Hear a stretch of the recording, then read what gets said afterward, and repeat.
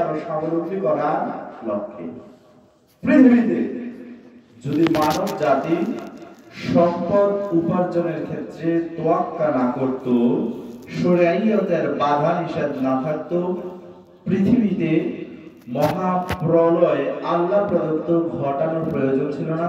মানুষ নিজেরাই নিজেদেরকে হত্যা করত, নিজেরাই নিজেদেরকে বেড়ে ফেলত সম্পদ অর্জনের জন্য।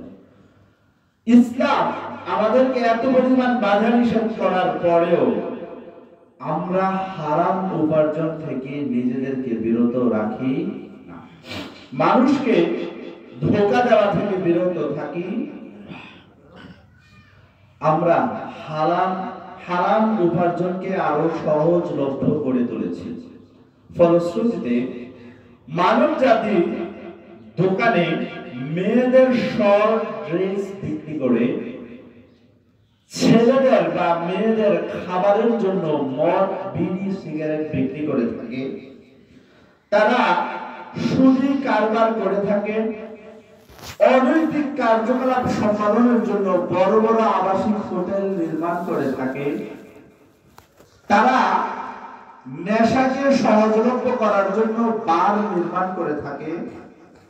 এই যে কাজগুলো, সবগুলো কাজই হারাম বা ইসলাম নিষেধ করেছে।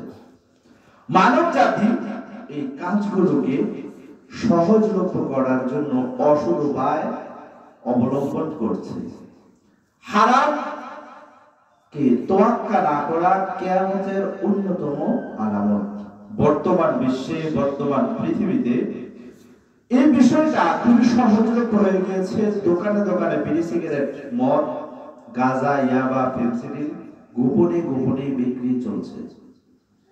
আপনি এমন অ্যাপস বের হয়েছে যেগুলো দিয়ে অর্ডার দিলে, যেগুলোতে আপনি অনলাইনে ঘরে বসেই আপনার ঘরে, আপনার দোকানে, আপনার বাসস্থানে হারাম পণ্য ডেলিভারি দিয়ে যায়। কিনতে যাওয়ার কষ্ট করার প্রয়োজন পড়ে না। রাসূল সাল্লাল্লাহু আলাইহি ওয়াসাল্লাম বলেছেন যে এমন একটা সময় আসবে যে ব্যক্তি সন্দেহমূলক কাজ থেকে বেঁচে থাকলো, সে তার ঈমান এবং দ্বীনকে বাঁচিয়ে নিল। পক্ষান্তরে যে ব্যক্তি সন্দেহযুক্ত কর্মকাণ্ডে লিপ্ত হলো, সে হারামে লিপ্ত হলো। বুখারী এবং মুসলিম দুটি হাদিস গ্রন্থে হাদিসটি এসেছে।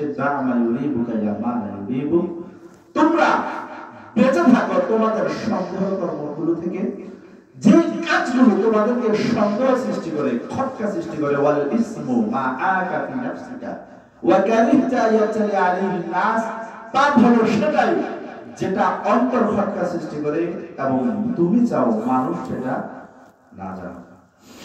এখন সময় এত বেগতিক, মানুষ নিজে